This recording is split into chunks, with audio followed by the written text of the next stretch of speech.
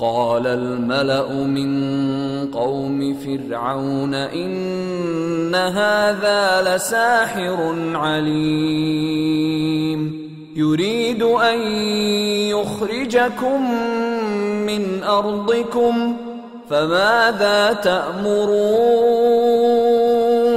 قالوا أرجه وأخاه وأرسل في المدائن حاشرين يأتوك بكل ساحر عليم وجاء السحرة فرعون قالوا إن لنا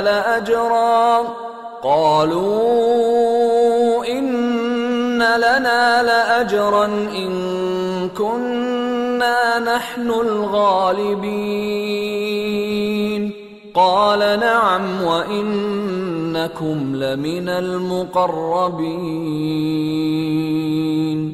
قالوا يا موسى إما أن تلقي وإما أن نكون نحن الملقين قال ألقوا فلما ألقوا سحروا أعين الناس واسترهبوهم وجاءوا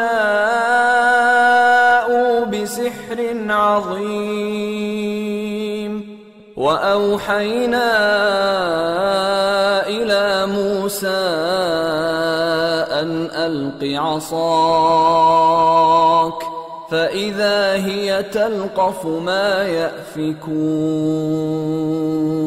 فوقع الحق وبطل ما كانوا يعملون فغلبوا هنالك وانقلبوا صاغرين وألقي السحرة ساجدين قالوا آمنا برب العالمين رب موسى وهارون قال فرعون آمنتم به قبل أن آذن لكم إن هذا لمكر مكرتموه في المدينة لتخرجوا منها أهلها فسوف تعلمون لأقطعن أيديكم وأرجلكم من خلاف ثم لأصلبنكم أجمعين قالوا إنا إلى ربنا منقلبون وما تنقم منا إلا أن آمنا بآيات ربنا لما جاءتنا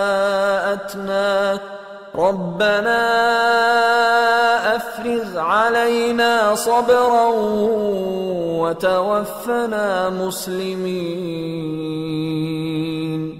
तो कौम फिरौन में जो सरदार थे वो कहने लगे कि ये बड़ा माहिर जादूगर है, इसका इरादा ये है कि तुमको तुम्हारे मुल्क से निकाल दे, भला तुम्हारी क्या सलाह है।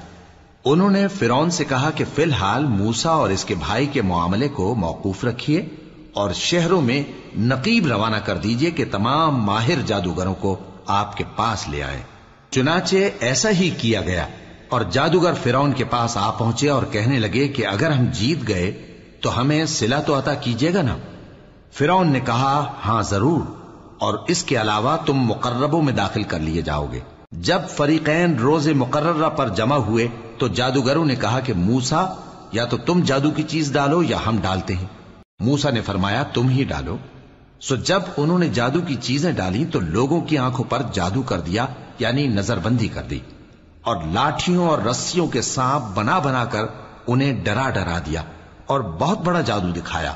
اور اس وقت ہم نے موسیٰ کی طرف وہی بھیجی کہ تم بھی اپنی لاٹھی ڈال دو.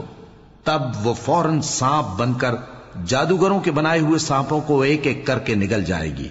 آخر حق ثابت ہو گیا اور جو کچھ وہ لوگ کرتے تھے باطل ہو گیا. چنانچہ اس موقع پر وہ مغلوب ہو گئے اور ذلیل ہو کر رہ گئے.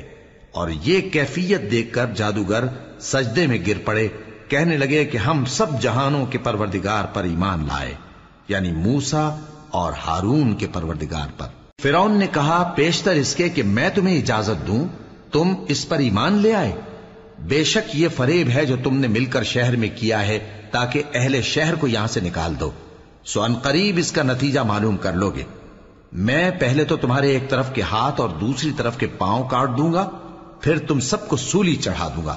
وہ بولے کہ ہم تو اپنے پروردگار کی طرف لوٹ کر جانے والے ہیں، اور اس کے سوا تجھ کو ہماری کون سی بات بری لگی ہے کہ جب ہمارے پروردگار کی نشانیاں ہمارے پاس آ گئیں تو ہم ان پر ایمان لے آئے.